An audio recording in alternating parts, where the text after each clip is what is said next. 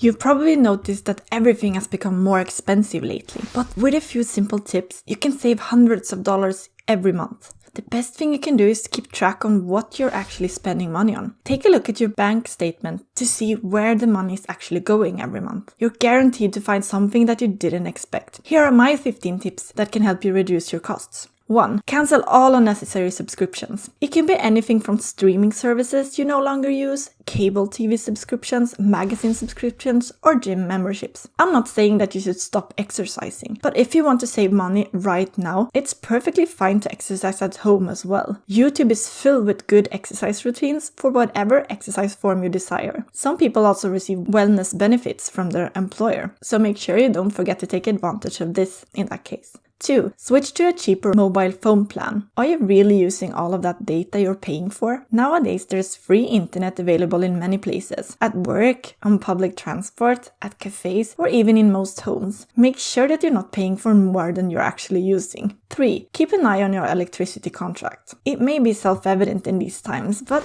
if you haven't already done so, go and compare contracts. If you have the option to do so, of course. This can save you hundreds or thousands a year. 4. Negotiate everything. I know it feels weird for many of us, but negotiate everything. Are you getting a new job? Don't forget to negotiate your salary. Do you have a mortgage? Keep an eye on the interest rates and negotiate with the bank for a better rate. Are you one of those that use the internet? Keep an eye on your subscription. I have discovered several times that my internet provider offers new customers discounts while older customers have to pay more. In those cases, it's paid off for me to threaten to switch companies if I didn't get the same deal. 5. Keep track on the discounts you're entitled to. If you're a student, there are often student discounts to take advantage of. If you're a member of any association, many associations have different discounts for their members. If you're a regular customer at a grocery store chain, you can often find various discounts through them as well. 6. Drink more water.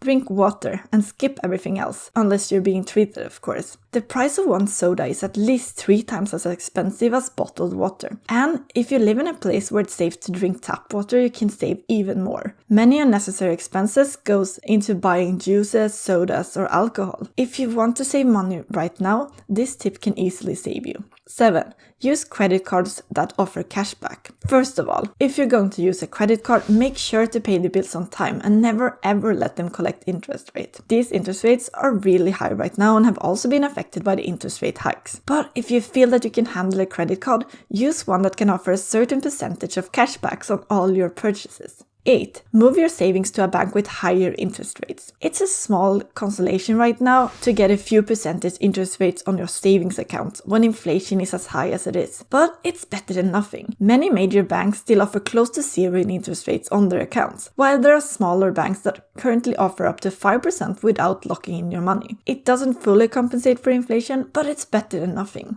9. If you're like me and enjoy ordering meal kits and avoiding the hassle to figure out what to cook for dinner every day, there's also money to be saved. And don't worry, this is not an ad for HelloFresh. Many meal kit companies offer discounts for new customers. Try a discounted meal kit and then cancel your subscription. Then try a new one. And the old one will soon want you back offering new discounts. I recently canceled my subscription with one of the major providers, and now they're starting to sending discount offers and even calling to win me back as a customer. If you make it a habit to switch between a few different kits, there's lots of money to be saved. 10. Work from home more. If you commute, especially long distances, you can save a lot on transportation costs right now, whether it's on fuel or public transport tickets. However, if you cycle to work, it may be worth going in to save money on coffee and toilet paper and such. But if you work from home, make sure that your cozy clothing costs don't skyrocket instead. 11. Use cash only. It may not sound like this would actually save you something just by skipping cards, but every purchase and how much money it actually costs becomes much more real, and it can actually make you shop less. Plus, you avoid shopping at all of the stores that only accept cards. Try leaving your card at home for 1 month and compare. 12. Shop groceries smartly. Plan your grocery shopping so that you don't buy a bunch of impulse items that you don't really need. Buy the same products when you go to the grocery store, but choose cheaper, less known brands. They taste just as good, if not even better. Also, plan your menus around seasonal vegetables, as they're much cheaper then. Right now, there's a lot of fruits and vegetables in season. If you still want something that is not in season right now, buy frozen vegetables instead of fresh ones. Frozen ones often cost much less, but have the same nutritional value.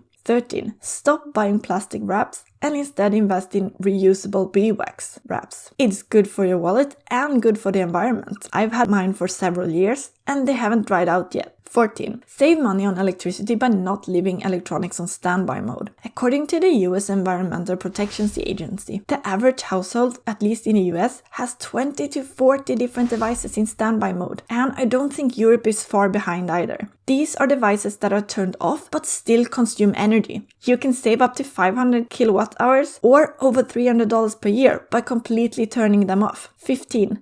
Don't fall for deals. The deal might seem good on paper. We see the red price tag and think it's too good to miss. Now, it's been shown that many deals aren't as good as they seem. But it's also true that we tend to spend more money on sales than we otherwise would have done just because we don't want to miss out on that deal. FOMO's your enemy here. If you're aware of this trap, you can save money on things you would otherwise buy but may not actually need. If you find it difficult not to shop excessively as soon as you get a chance, freeze your card. I mean it literally. Freeze it in a block of ice, and those purchases will become a lot more inconvenient to make. Do you want more unique savings tips? Ask an AI like ChatGPT. If you found these tips helpful, make sure to click thumbs up, and if you have any other savings tips, please share them in the comments. Thank you all for watching, and I'll see you again next time.